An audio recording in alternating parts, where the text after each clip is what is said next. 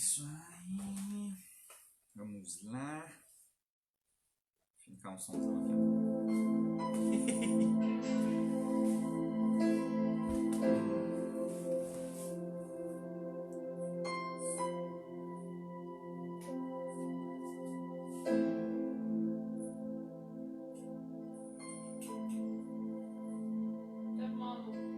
Altinho. Sim, tá bom. Qualquer coisa compartilha aí.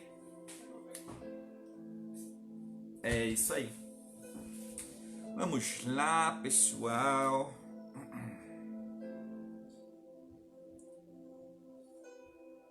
Vamos falar então. Hoje vamos responder duas questões que talvez passem pela sua cabeça, talvez não, né? Mas em algum momento provavelmente você vai se perguntar sobre isso ou se questionar sobre como tem acontecido, né? Esse nosso mundo gospel maluco, e se isso realmente tem valia para nós discutirmos. Vou usar essa versão aqui que é mais legal. Então compartilhe o vídeo. Hoje nós vamos falar sobre o que é ser pobre de espírito, o que é isso, né? E sobre a igreja e mercado, né? Como que tá como relacionar isso, né? Show de bola? Então se conseguirem, compartilhem aí com o maior número de pessoas. E nós vamos fazer essa comparação, ou pelo menos tentar responder essas perguntas que provavelmente elas vão incomodar muita gente, né? Pessoal que rouba não vai gostar muito. Pessoal que faz por amor pode ser que também não goste muito. E no final das contas, como você tem provavelmente a Bíblia como regra de fé, talvez se você for cristão,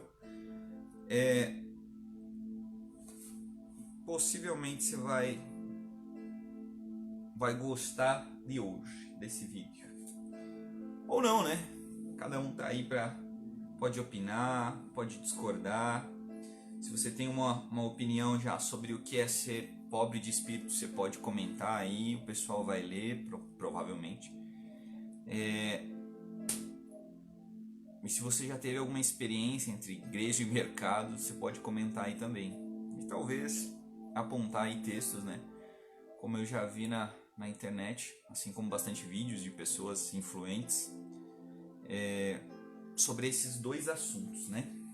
Sobre o que é ser pobre de espírito e sobre igreja e mercado. Eu acho que na verdade combinou muito bem essas duas perguntas. Ficou topzera. E nós vamos acabar vendo agora a primeira pergunta. Vamos lá então? Eu sempre dou essa enroladinha, né? Ou pelo menos essa introdução, para que as pessoas entendam o que a gente está fazendo agora nesse começo.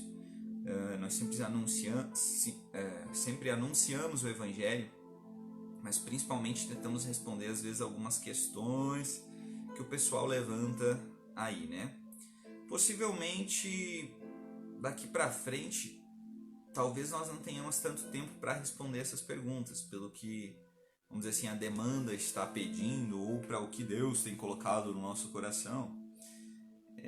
Possivelmente talvez não tenha espaço para essas perguntas, mas sempre que você tiver alguma dúvida, nós vamos estar disponíveis a respondê-la.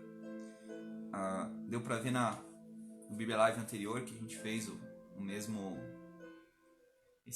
no outro, né, o mesmo sistema de perguntas, que às vezes uma pergunta simples ela pode se tornar bem complexa, porque quando nós não analisamos de forma simplória, nós acabamos tendo uma profunda reflexão, porque ao se tratar da nossa vida cristã, e principalmente da Bíblia, nós a princípio temos que ter algumas atenções para muitas coisas. Então, para explicar sobre esse pobre de espírito, aonde que aparece essa questão do pobre de espírito? Vá aproveitando e já compartilhe essa mensagem para que chegue às outras pessoas, né? Essa questão do pobre em espírito, ele vai aparecer literalmente, vamos dizer assim, de uma forma muito aberta lá num discurso que Jesus faz nós temos o costume de chamar, né, do Sermão do Monte, né? Ele começa, inclusive, falando sobre as bem-aventuranças ou as beatitudes, se eu não me engano, né? É essa a palavra. Então, ele assenta sobre esse monte no versículo 1 e ele começa no capítulo 5 de Mateus. Também vai estar em Lucas no capítulo 6, mas a princípio nós vamos acompanhar aqui pela leitura em Mateus. E nesse versículo 1 ele acaba aproximando-se, sentando, né, perto dos seus discípulos e começava a ensinar. Aqui nesse primeiro versículo a gente vê que não existe vida cristã sem ensino, ou pelo menos sem aprendizagem, né?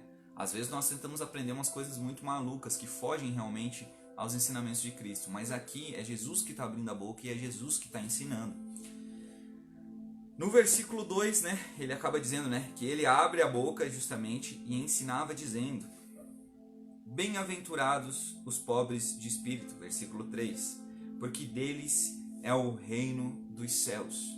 Bom, algumas outras passagens, eu sei que as pessoas às vezes ficam preocupadas em explicar o que é o reino dos céus, sendo que no mundo de hoje realmente é muito difícil de a gente determinar ou dizer assim, ó, esse aqui é o reino dos céus. Até tem uma das passagens que vai dizer, isso aqui ou aquilo lá, né? Não diga que está aqui ou está lá, mas necessariamente ele está dentro de vocês. E essa palavra dentro, numa das pregações, dessas palavras, vamos dizer assim, que a gente escuta sobre Jesus e de Jesus, elas têm um poder e um peso muito grande, principalmente de significado, né?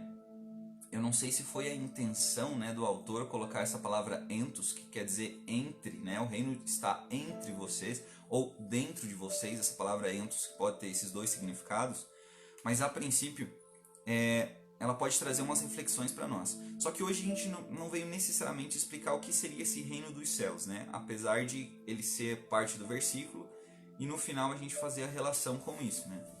Então, muitos dos teólogos, inclusive dos mais polêmicos, pelo que eu acompanhei nas suas pregações, eles têm esse significado das bem-aventuranças como coisas que devem estar presentes no crente, na pessoa que crê em Jesus, né? Às vezes a pessoa diz, é crente, ele já liga a pessoa à religião evangélica. E necessariamente nós sabemos que há cristãos que não confessam essa fé evangélica. Até porque nos dias de hoje, como nós vamos falar do mercado, tem bastante confissões de fé, vamos dizer assim, diferenciadas. E quando existe confissões de fé, porque muitas vezes eu leio a Bíblia, eu monto a minha instituição religiosa e brigo com as pessoas, amaldiçoo elas, eu compro elas, eu posso extorquí-las se possível, e às vezes, e pelo que a gente vê, é possível. Então vamos lá. O que seriam bem-aventurados esses pobres de espírito? Bom, primeiro a gente vai pro fundo literalmente do significado. Então nós vamos ter a palavra pobre significando na Bíblia apenas o pobre que, por exemplo, pode ser pobre e é pobre, mas tem a sua casinha. É pobre, mas tem condições de sobreviver. E ela vai estar representada pela palavra pines. E esse é o termo realmente que a gente descreve uma pessoa pobre, mas que tem o suficiente, né, para as necessidades básicas. Mas esse não é o termo que é usado do escritor, que a gente acredita ter sido Mateus. Mas tem a palavra poucos, né? Escreve P-T-O-C-H-O-S. Tocos, fica assim, né? Mas necessariamente não é essa a pronúncia daí. Ele é o termo para descrever uma pessoa pobre, mas uma pessoa miserável, uma pessoa que não tem condição de sobrevivência, não tem como sobreviver a essa a vida, ao necessário, vamos dizer assim, né? A pessoa, por outro lado, no Pinês, que pode sobreviver, e existe esse termo que é relacionado justamente para as pessoas que são miseráveis, elas não têm influência, não têm prestígio, elas são inclusive exploradas pelos ricos em muitas traduções e nos léxicos, né, de grego que a gente pode encontrar.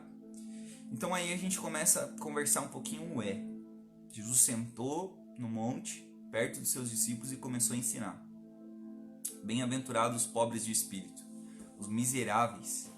E antes que a gente tente fazer alguma discussão sobre alma e espírito em si, ou estado de espírito, literalmente, nós começamos a perceber algumas coisas. E se a gente não lê, vamos dizer assim, porque muito do nosso costume é ler tudo corrido, né? Porque hoje no mundo gospel você precisa ler a Bíblia inteira em 6 meses, 4 meses, 3 meses, porque senão você não é um crente de verdade ou alguma coisa nesse sentido. Mas muitas poucas vezes a gente não para estudar, né, para pesquisar sobre o tema. E esse tema muitas das vezes ele não é nem explorado porque as pessoas não perguntam mesmo. Então por isso se tornaria muito importante perguntar o que é esse pobre de espírito, perguntar qual que é essa segunda bem-aventurança, porque querendo ou não, a pessoa ela vai acabar dando o significado dela, e é por isso que a gente precisa das outras pessoas, inclusive para ter essa conversa, para não ficar um modo unilateral né? Não é um monólogo literalmente. As pessoas elas precisam e podem participar dessa vida cristã. Inclusive, né, o apóstolo Paulo ele chega a citar que ele acha interessante que haja algumas divergências para que os verdadeiros se levantem, né, em defesa da verdade, em defesa do que realmente Cristo pregava, assim como ele fez. Enfim. Só que aqui eu vou puxar por um lado muito mais emocional. Obviamente, aqui tem um sentido de dependência. O quanto nós somos dependentes de Deus, ou o quanto nós nos achegamos a Deus. Existe uma doutrina católica, e agora eu vou falar literalmente da teologia católica, não só, né, mas só para a gente exemplificar, que ela tenta explicar, inclusive, né, tá no livro de catecismo, sobre o purgatório, dizendo que depois nós da morte, nós teríamos que passar por algumas coisas, né, tipo, não poderíamos chegar diante de Deus, vamos dizer assim, do jeito que a gente morreu. E ela, do mesmo jeito de que nós precisaríamos de alguns intercessores, inclusive até para os nossos pedidos chegar a Deus.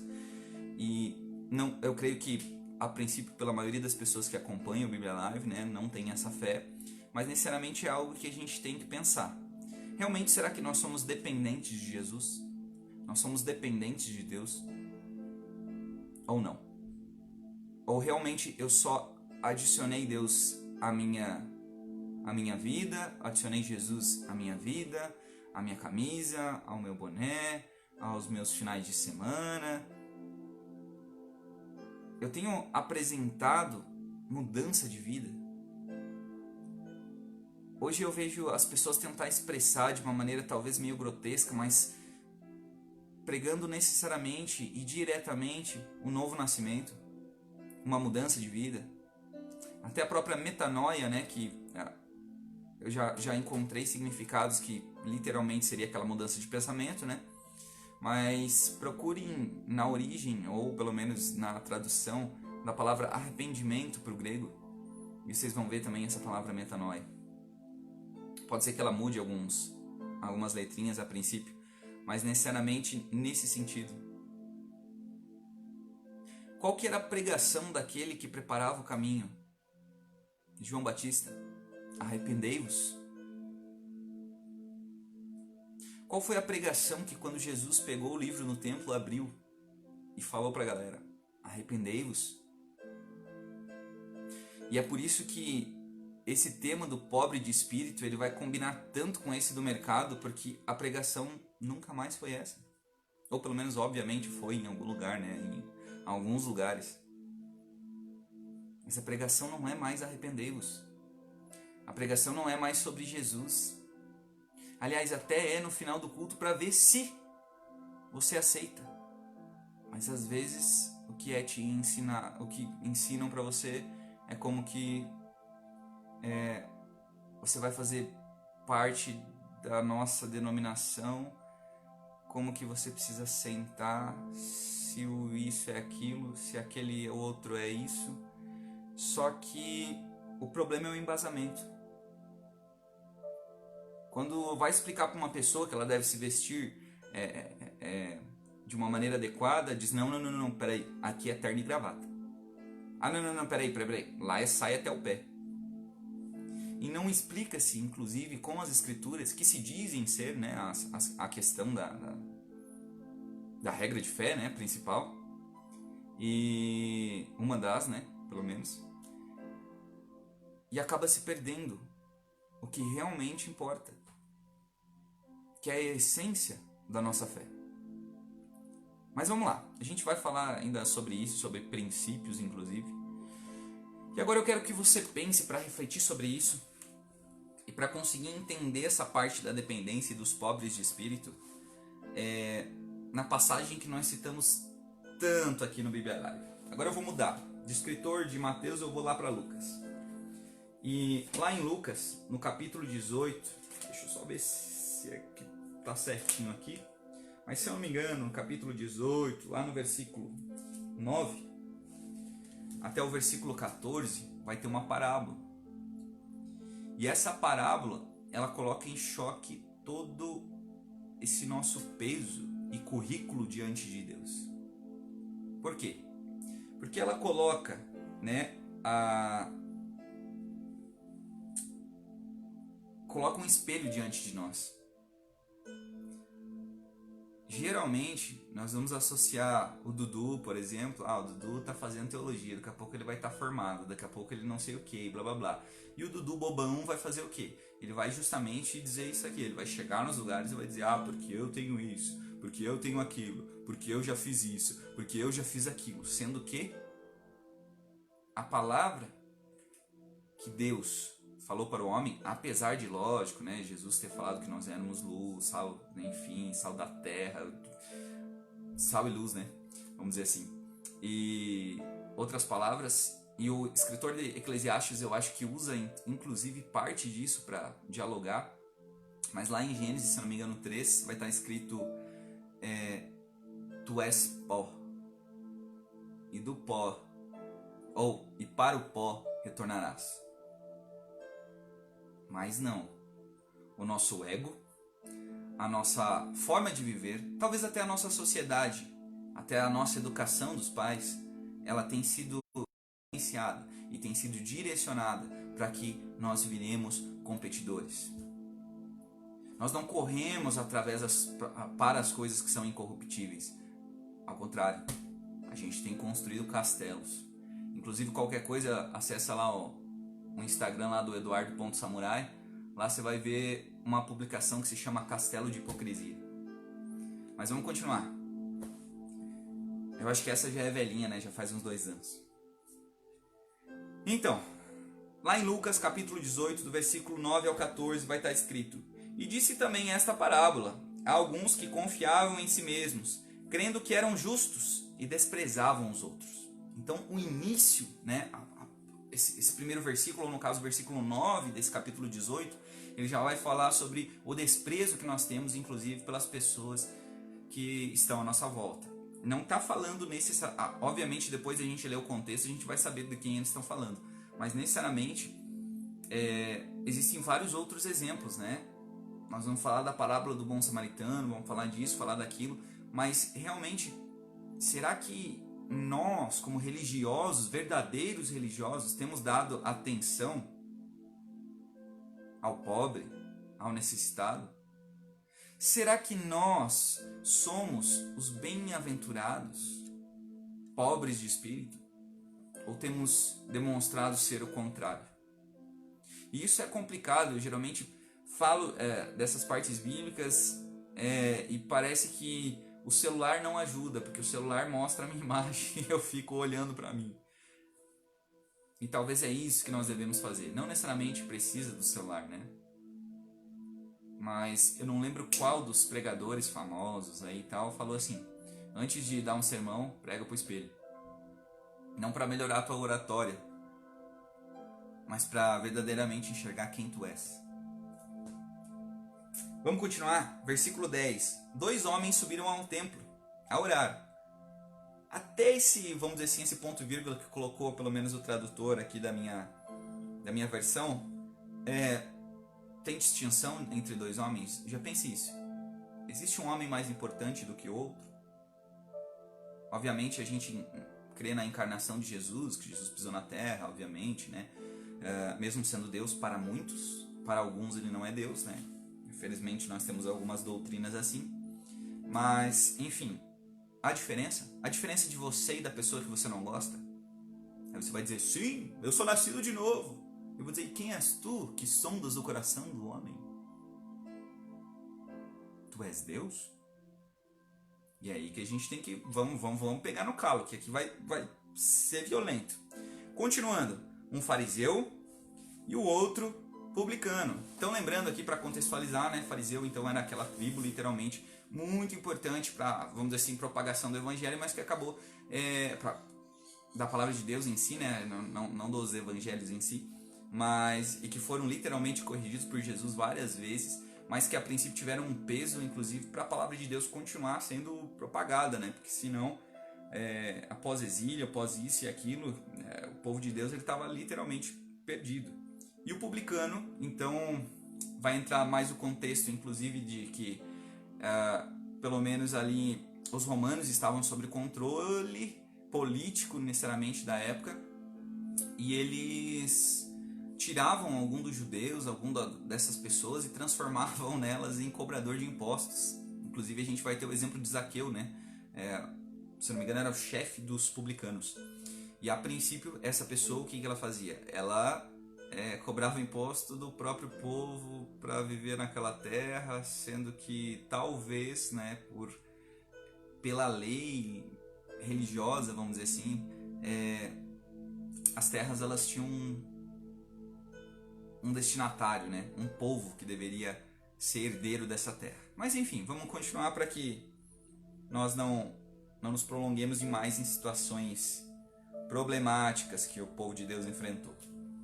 Então o fariseu, né, no versículo 11 vai dizer assim, lá do capítulo 18 de Lucas, vai dizer assim que o fariseu estando em pé, orava consigo desta maneira: Ó Deus, graças te dou, porque não sou como os demais homens, roubadores, injustos e adúlteros, nem ainda como este publicano.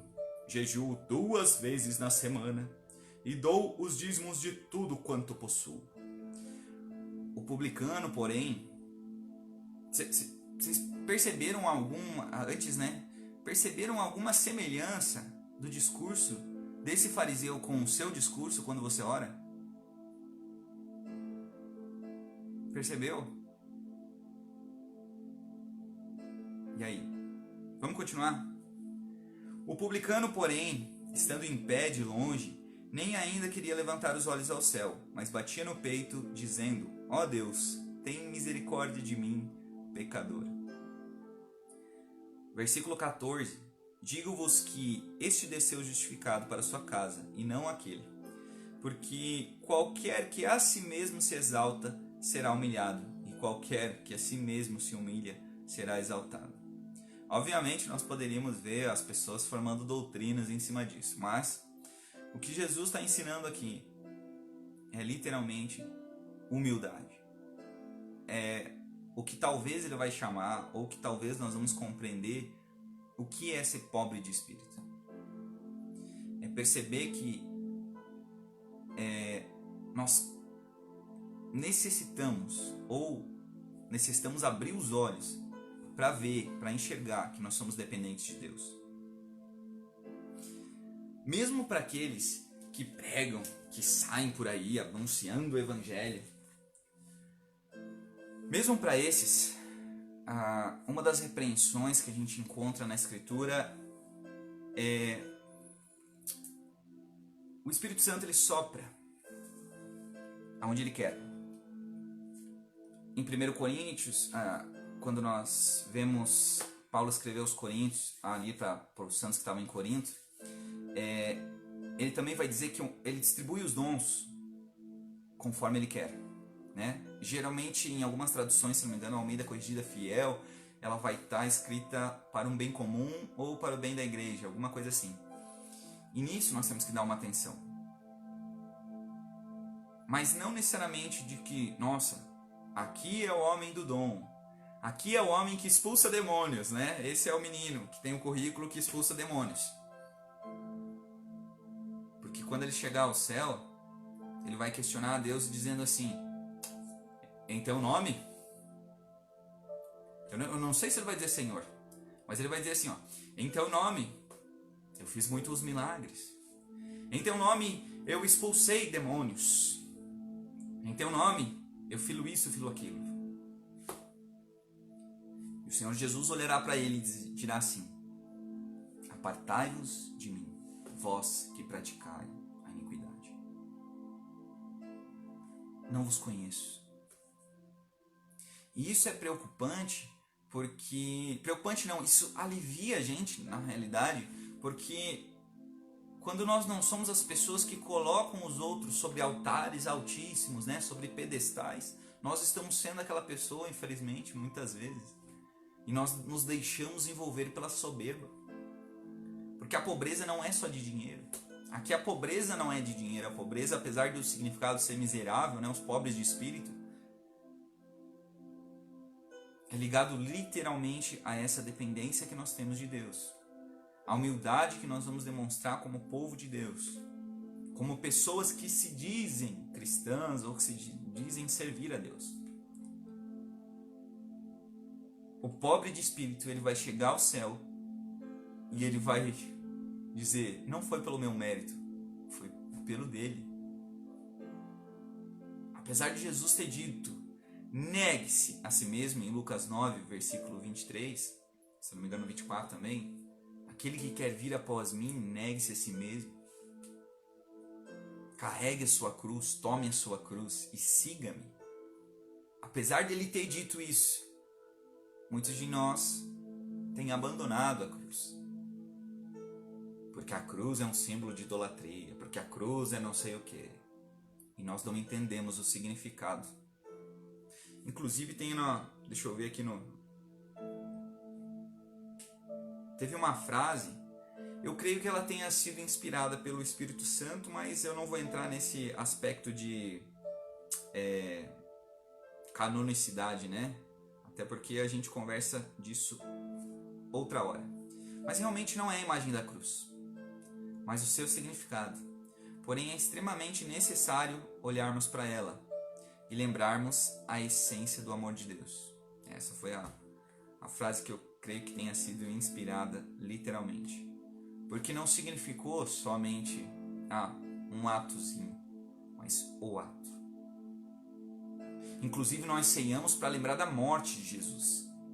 Obviamente da ressurreição também, né? Mas necessariamente é o que vai estar escrito por Paulo, porque ele vai passar para as pessoas o que ele também recebeu, segundo ele, né? Acho que 1 Coríntios 11? Por ali. Não se trata somente de nós sermos pobres de espírito para saber de onde Deus me tirou. Porque isso pode ser usado também como moeda para oferecer para as pessoas. Você não quer mais ser assim? Então aceita Jesus. Você quer ganhar isso? Aceita Jesus. Mas a gente tem que saber que Ele nos livrou, ou pelo menos desse domínio do pecado. Isso não quer dizer que a gente não vai cometer mais erros, não vai pecar. Mas nesse sentido, Deus transportou através do sacrifício de Jesus nós para o reino do Filho e do seu amor. Não da situação em si, também, mas de alguém que outrora era escravo do pecado. E o apóstolo Paulo, por exemplo, ele vai se achar livre. Mas ele vai dizer que ele é escravo de Cristo. E que homem maluco é esse que resolve ser escravo uma hora que ele foi liberto? Quem preferiria isso? Do pó viemos. Não esqueça. Então, se eu pudesse responder essa pergunta pobre de espírito, depois de tudo que a gente falou agora, é literalmente a dependência a qual nós temos de Deus. É a humildade que nós temos que mostrar diante de Deus, em realmente reconhecer que nós somos pecadores, reconhecer que só houve, literalmente, né, a princípio, né, um homem que não pecou,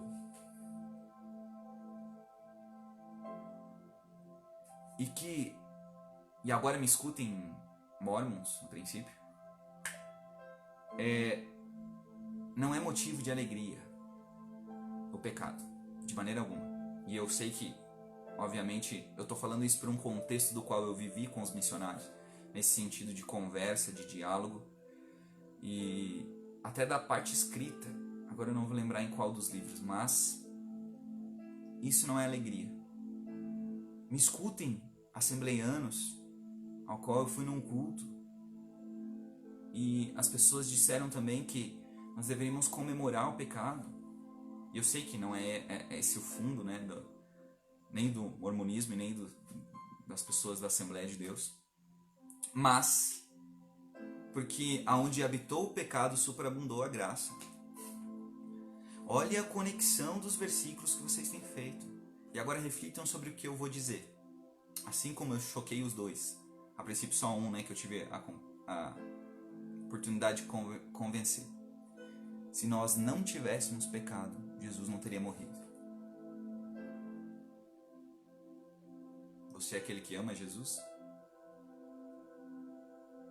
Você é aquele que, se tivesse naquela época, ia ser discípulo de Jesus, seguidor de Jesus? Eu diria que talvez eu seria aquele que gritaria: crucifica. Ele vai tirar o meu lugar de importância. Ele está arrebanhando discípulos para Ele. Mas nós é que temos que ter o domínio. Diante da tentação do deserto, onde foi mostrado para Jesus os reinos, né? Que foi dito: tudo isso te darei por Satanás, tudo isso te darei se prostrado me adorares. É o que tem sido oferecido para hoje os crentes. E isso não pode mais acontecer. Isso tem que ser literalmente eliminado do nosso meio. Isso não é cristianismo. Até, vamos dizer assim, porque já foi escrito muita coisa, porque já aconteceu muita coisa, igreja e Estado tudo misturado, política, enfim, guerras e, né, em nome de Deus, enfim. Você pode estar confuso com isso. Você pode estar se perguntando: não, mas essa igreja não existe. E eu digo para vocês que a igreja é incorruptível. Agora, as denominações, o homem não. A igreja de Deus é santa e imaculada. E sabe por quê? Não porque ela tem o Dudu como cabeça, porque ela tem Cristo, porque ela tem Jesus como sendo cabeça. E se o Dudu falhar,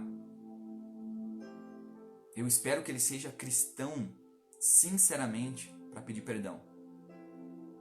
Se o Dudu um dia montar uma instituição religiosa e abrir muitas igrejas, né, muitas instituições, implantar em várias cidades isso e aquilo, porque talvez ele ache a necessidade disso ou alguma coisa, ou precise realmente fazer isso e tal, isso não vai entrar para o currículo dele. Isso não é o que Deus está pedindo para ele. Ontem eu peguei uma partinha só uma parte de uma live ali, onde a palavra que estava sendo ministrada, pelo menos no começo, era que Deus procura adoradores, que o adorarão em espírito e em verdade. E eu espero que esse espírito seja esse, espírito pobre. Eu espero que o nosso espírito seja esse, os pobres de espírito. Esses, os bem-aventurados. Que Jesus falou, não foi Dudu. Eu espero que o nosso espírito seja esse. E eu espero que realmente, talvez com com bastante emoção, a gente seja essas pessoas que tenham consciência de serem templo do Espírito Santo e que não venham a entristecer Ele. E eu sei que se você refletir, você vai notar o quão errado você tem sido, quão errado você tem andado. E é isso que nós temos que ter a ideia, para que nós possamos realmente alcançar esse arrependimento, para que esse arrependimento não seja somente de eu ir em algum lugar, a pessoa fazer algum sinal sobre mim, me dar uma penitência para eu cumprir e dizer que aquilo é o perdão dos meus pecados. Não, isso não é o Evangelho, não é e nunca será.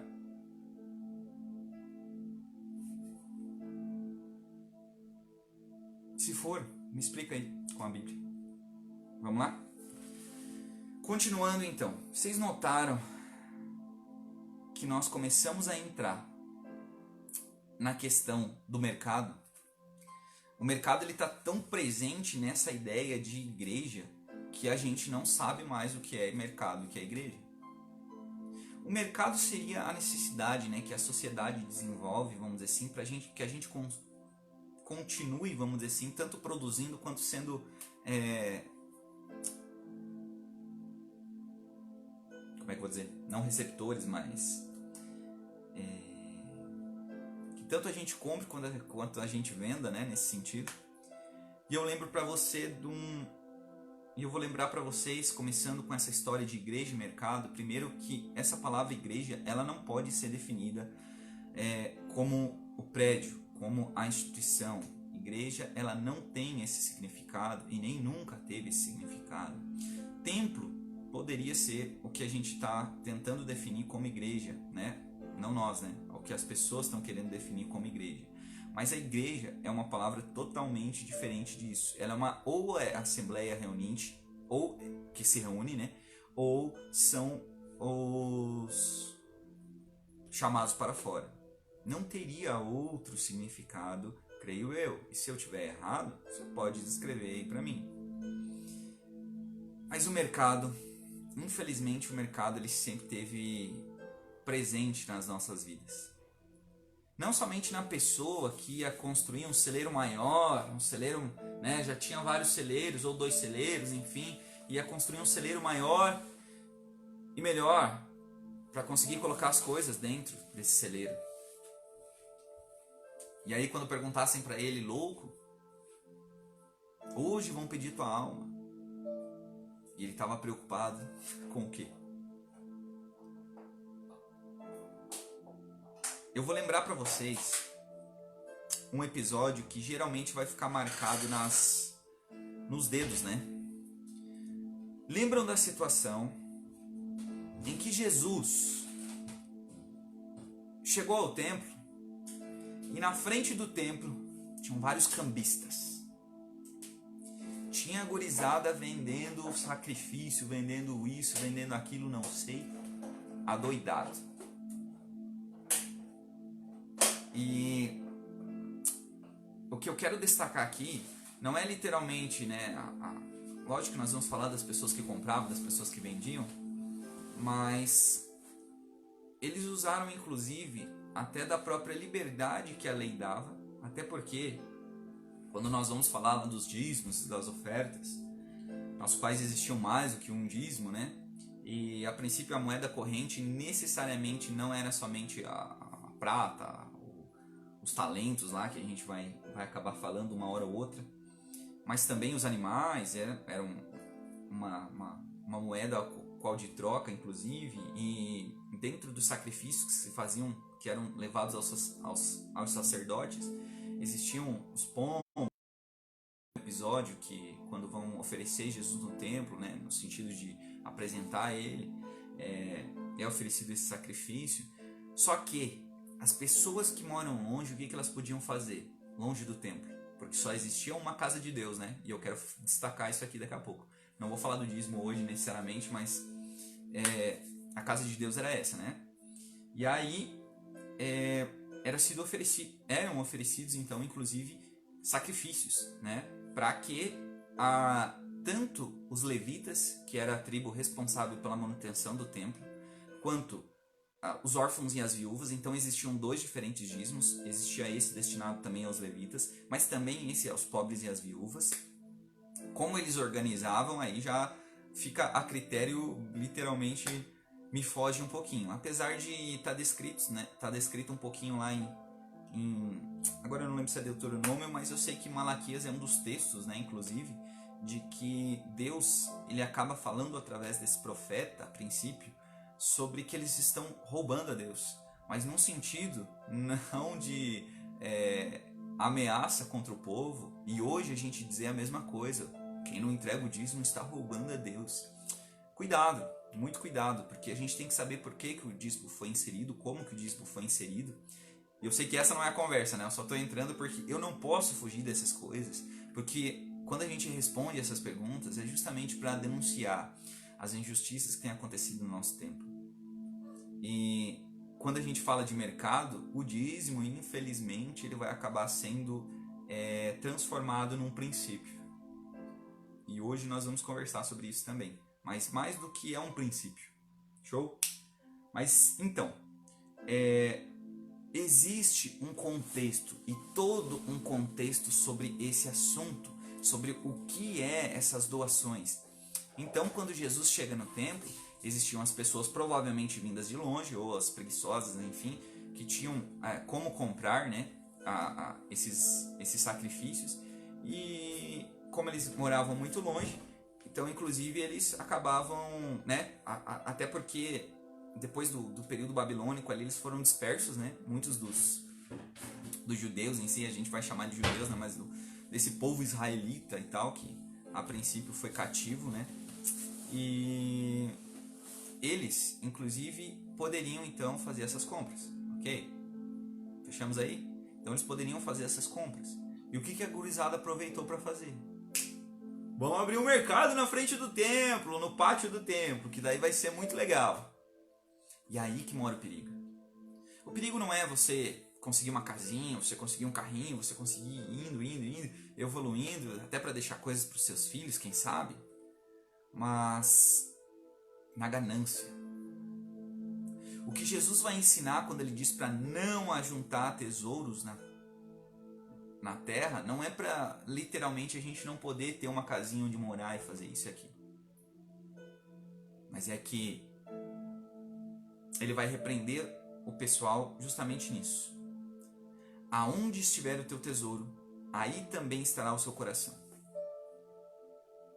E aí ele cita Oséias e, se eu não me engano, mais 2 profetas a princípio para dizer o seguinte: essa aqui é casa de oração.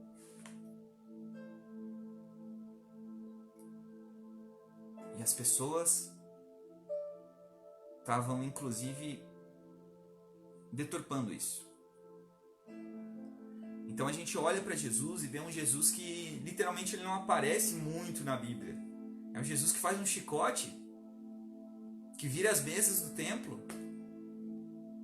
Que daí, vamos dizer assim, né, por mais que a gente vá para lá e vá para cá, diga assim, aquele que trouxe espada, aquele que veio trazer, agora eu não vou lembrar bem da palavra, mas divisão entre o pai e o filho. Não eles necessariamente. E aí?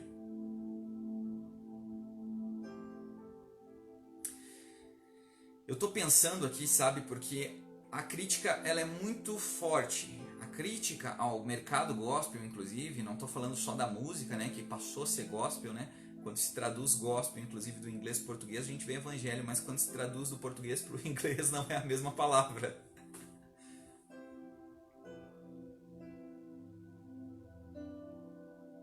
E acaba não sendo.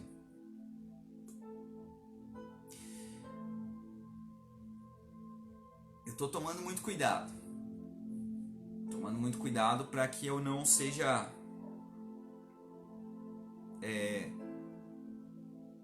não pareça ser arrogante nesse sentido.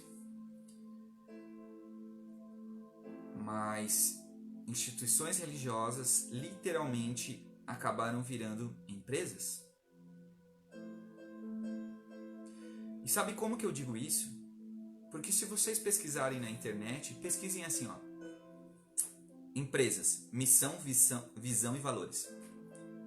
Vocês vão encontrar vários textos sobre isso, inclusive de empresas, de como, né, as empresas têm se organizado. Até esses tempos atrás eu tive uma reunião ao qual eu me surpreendi em ouvir essas coisas e eu disse, nossa, tá tão parecido com as instituições religiosas. Sabe o que a instituição religiosa ela está fazendo? Ela quer servir a necessidade dos outros. E a igreja, o que ela deveria fazer? Servir a Cristo. Já notou que, né, existe uma diferença entre servir o homem e servir a Deus? Eu não estou falando nisso na questão de, por exemplo, Jesus vai olhar em algum momento e vai dizer assim, o que vocês fizeram a esses pequeninos, fizeram a mim. Mas não nesse sentido, né? Mas o que a instituição religiosa está tentando fazer é resolver os problemas, resolver as situações. Não do pecado, não do estado real do ser humano, mas dos problemas imediatos.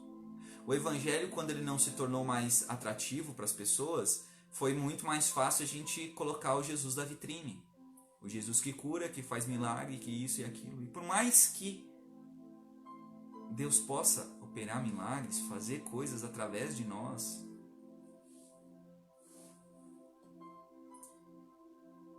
a barganha, ela é muito presente dentro disso, dentro dessas. Venha para cá que você vai ganhar isso. Venha para a nossa instituição que você vai ganhar aquilo. Os problemas imediatos, eles acabam sendo tentados, né? Eles tentam, aliás, serem, vamos dizer assim, causas que as pessoas chegam, né, a Deus. Isso não quer dizer que você não pode pedir o seu milagre, isso não quer dizer que você não pode pedir proteção, isso não quer dizer que você não pode orar a Deus pedindo isso. Mas agora a dor de cabeça, a dor de dente, a doença, a vitória, a bênção, a cura tem sido colocado na frente de Jesus. O centro, inclusive, é o homem agora, na realidade. E não é mais a Deus. Então vocês vão ver os caras bonitinhos lá, né? Tão bonitinho, pregando banquinho lá, luzinha e tal. Vão estar falando assim, porque o centro do evangelho é você. Blasfêmia, diríamos, né? Venha buscar o seu milagre. Eu lembro no começo da minha fé que eu visitava algumas instituições religiosas.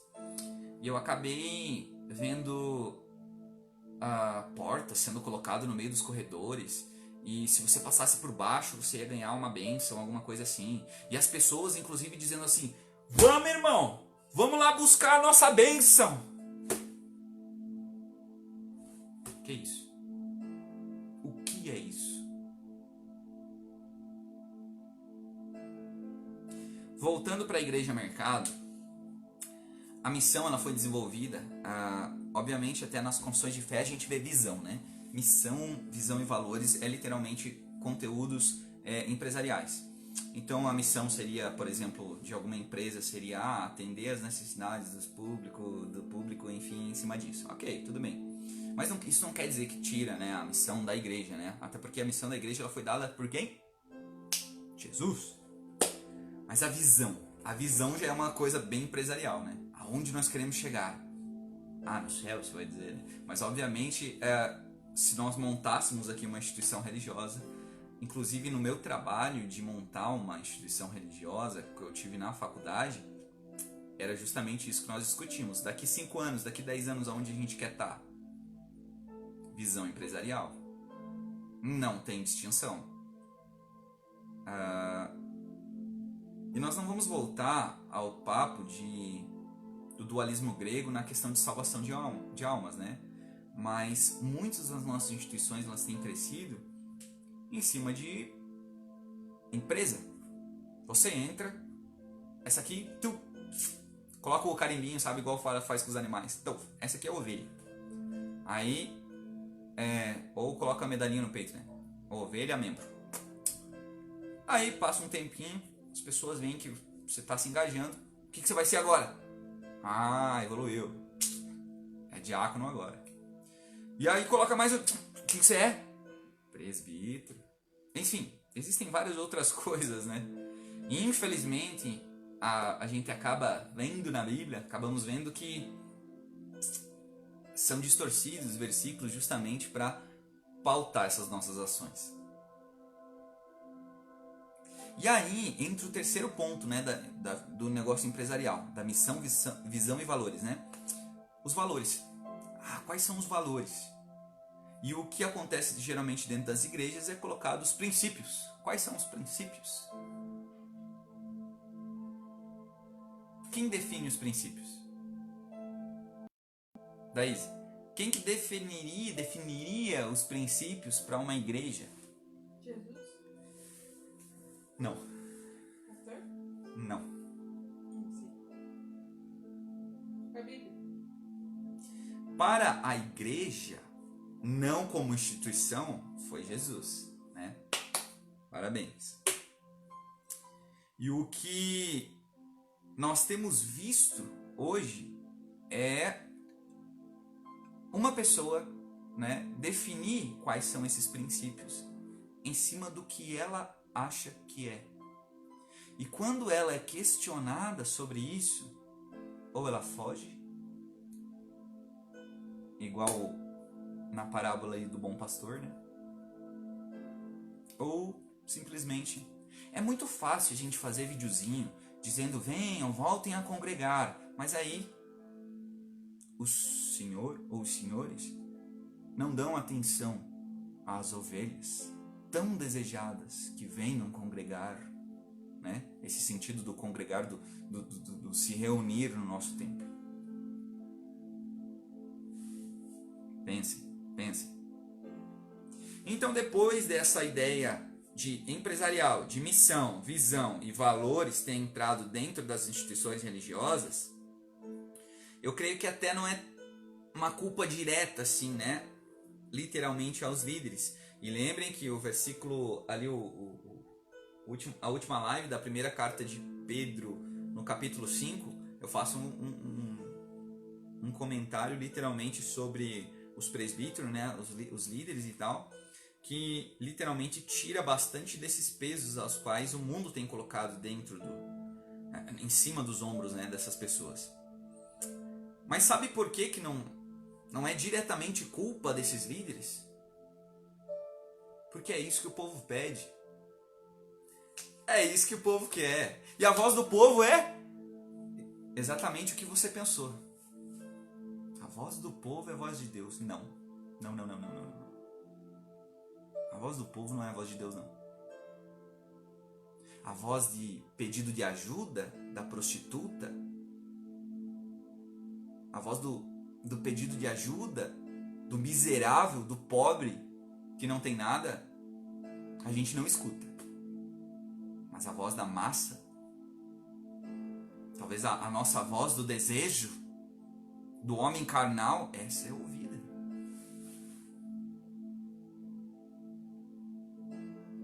Shows gospel. Não é ruim nós nos reunirmos e ter pessoas que vão tocar louvores, porque quando a igreja ela é chamada a adorar no sentido de louvor, de música, assim como a gente vê nos salmos, né? Até porque os salmos talvez teriam esse sentido, né? De canções, de poemas, disso. A gente não pode literalmente, né, acabar fugindo do contexto de como foi montado a Bíblia ou de como que foi expressado isso na Bíblia. Mas aí, o que acontece? É cobrado, né? Dudu, mas claro que tem que ser cobrado, porque as pessoas elas têm que vir de fora. Mas é aí que se tornou um mercado gospel. Aí que, nessa parte pelo menos de música, agora que a gente entrou nessa parte dos shows, e não é só isso que a gente vai ser chamado de show, e logo eu vou explicar, mas tem tomado conta da nossa religião. A gente precisa fazer show gospel, senão os jovens não vão vir para a igreja. Cara, se você não pregar o evangelho, os jovens não vão vir para a igreja. Para a igreja, né? Desculpe. É que tá tão comum no nosso meio.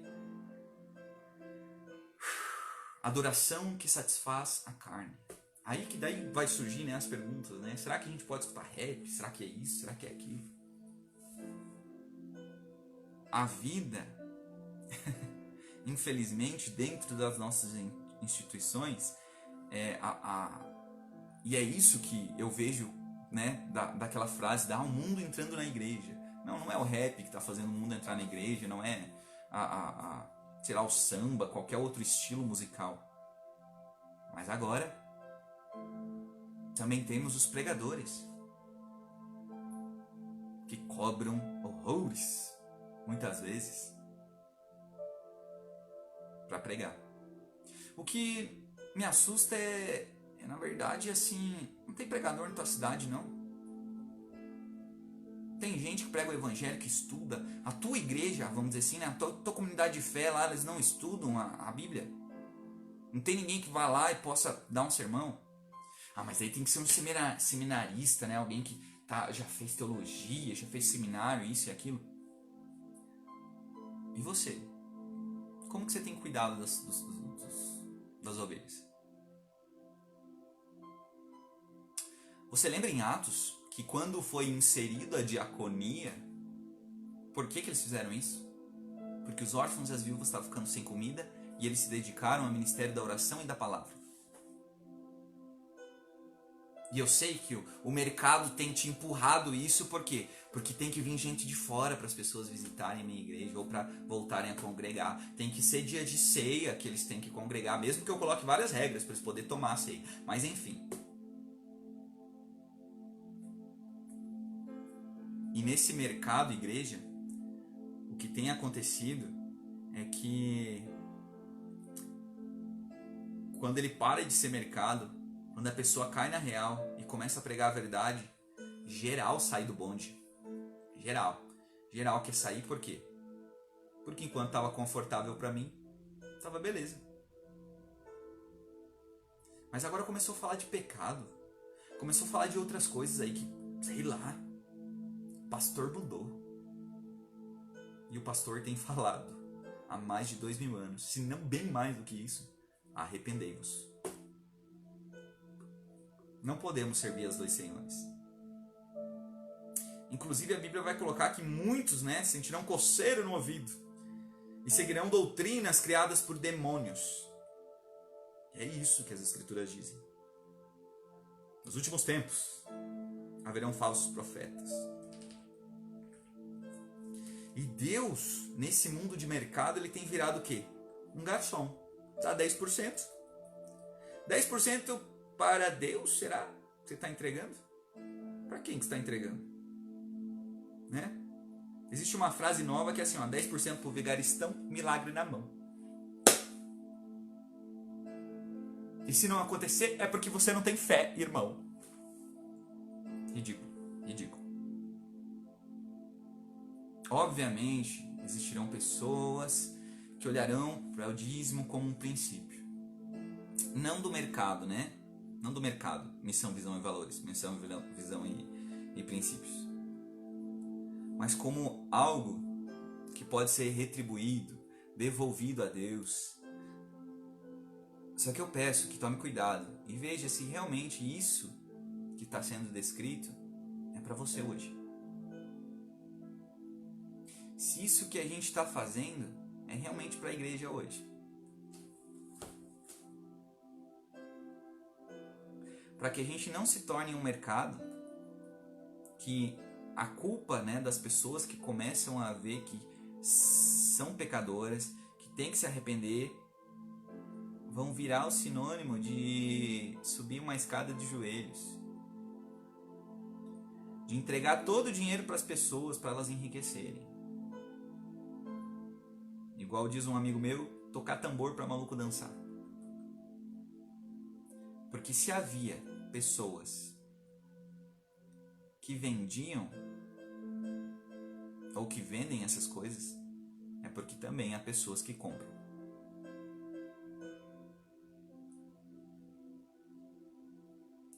E eu termino citando uma das partes que a gente acabou conversando aqui, né? Vai estar lá em Mateus, no capítulo 6, do versículo 19 ao 21. Aqui eu peguei a NVI para muitas... Fazia tempo que eu não usava essa versão, mas ela fala o seguinte: não acumulem para vocês tesouros na terra, onde a traça e a ferrugem destroem. Aqui deixa eu dar uma explicação. Um costume antigo, literalmente, das pessoas era enterrar tesouros. Então, às vezes, na terra não quer dizer no planeta, tá? Não quer dizer tipo, no mundo aqui e tal, não, enfim. Não, mas é embaixo. E era isso que acontecia com os tesouros, literalmente, né? Até quando você vê algum documentário de alguma pessoa desenterrando o tesouro, alguma coisa assim, muitos deles estão corroídos. Show? Vamos continuar aqui. E onde os ladrões arrombam e furtam. Então as pessoas guardando em outros lugares, como esses lugares já não estavam servindo mais, então a gente tem que guardar em outro lugar, no cofre, nisso, naquilo, naquele outro. Mas acumulem para vocês tesouro no céu, onde a traça e a ferrugem não destroem, e onde os ladrões não arrombam nem furtam. E aí vem a frase: pois onde estiver o tesouro, aí também estará.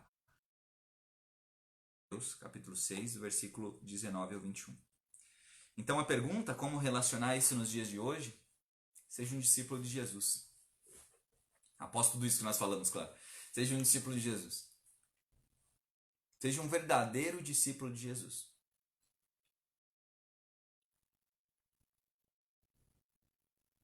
Conheça a palavra. Leia. Pergunte. A gente colocou ali, sei lá, uns 3, 4 dias ali, perguntas para as pessoas fazerem. Mas pelo jeito, ou né, a galera não me dá tanta credibilidade assim, o que pra mim não importa muito nesse sentido. Mas, ou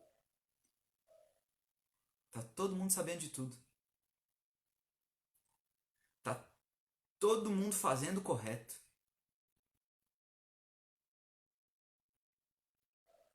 Não sei. Não sei. Quer fugir desse mercado? Talvez a gente não consiga, né? Quando a gente lê algumas obras do capitalismo, socialismo.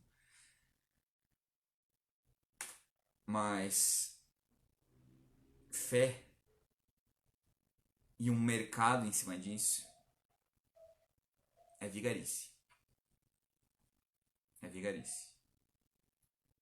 E para quem duvida, quando a igreja primitiva se reunia e começaram, vamos dizer assim, a viver numa comunidade, o que aconteceu é que as pessoas vendiam tudo e davam aos pés dos apóstolos, né? Que inclusive eles dividiam, né? Não vamos cortar essa parte do versículo.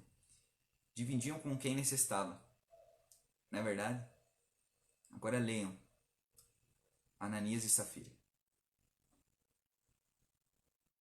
E vejam o que a vigarice fez. Não financiem o mal. Não deem aquilo que é precioso. Ou não escondam o que é precioso. Não escondam o que está verdadeiramente no coração de vocês. Ao invés disso, multiplique. Ao invés disso, transforme, entregue, né, igual a gente vê algumas críticas na internet, entregue o dízimo para os verdadeiros templos. Ouça o grito do necessitado. Ouça o grito do órfão, da viúva. E que não façamos mais modas gospel de esse é o ano de adoção. Talvez todo ano é um ano de adoção. Porque você foi adotado por Deus. Ou você pode ser adotado por Deus. Se você está perdido, né, às vezes a gente diz, nossa, eu encontrei Jesus, né? Mas é Ele que te encontrou. E eu espero que nós sejamos esses pobres de espírito. Porque muitas das vezes, quando a gente critica o sistema, se levantam coisas piores. Não toca no ungido do Senhor. Não faz isso. Não faz aquilo. Desculpe. Mas é aí que você tem que ser ousado. Não seja imprudente. Estude. Mas seja ousado aí. Para questionar o que está sendo colocado e não seguir esses guias cegos. Até mesmo o próprio Jesus falou isso, né? Pois se seguirem, vão cair num buraco. O guia cego vai cair, os outros vão cair também. Vamos salvar nossas crianças? Vamos salvar o futuro? Querem avivamento? Estudem. Não sejam enganados. Sejam igual os lá, né, os crentes de Bereia, quando a gente vê em Atos ali, que eram mais nobres dos que de Tessalônica. Ouviam o que foi dito, inclusive o que eu estou dizendo. Não eles, né? Mas ouviam o que foi dito e estudavam nas escrituras para ver se realmente isso tinha fundamento. Para ver se realmente era verdade. Show? Tá beleza? Eu sei que foi meio pesado hoje porque tem esse tom de crítica, porque é só Deus para nos salvar. Mas se aos poucos nós formos resistindo a essas coisas, nem se um anjo do céu descer e pregar outro evangelho, a gente vai ceder a isso. E eu espero que realmente os verdadeiros se levantem para defender o que é correto. Show? Então que isso tenha muito respeito, muita conversa, mas chegou o tempo de vender vassoura ungida, olhinho de Israel, sei lá o que tem mais de loucuras no nosso meio gospel. Mas infelizmente eles estão aí. Só que não olhem como pessoas, né? Igual quando nós subimos no templo. Não sou como estes.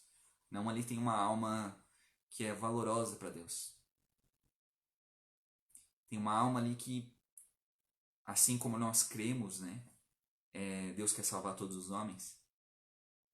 Ali tem pessoas que elas não merecem ser salvas igual você, mas podem ser. Show? Então compartilhe essa mensagem para que chegue a mais pessoas. Se tiver alguma dúvida, se tiver uma crítica, pode comentar à vontade, meu amigo. Falando pro menino lá que tirei um pouco a barba aqui, vamos ver se ficou melhor, né? Abraço!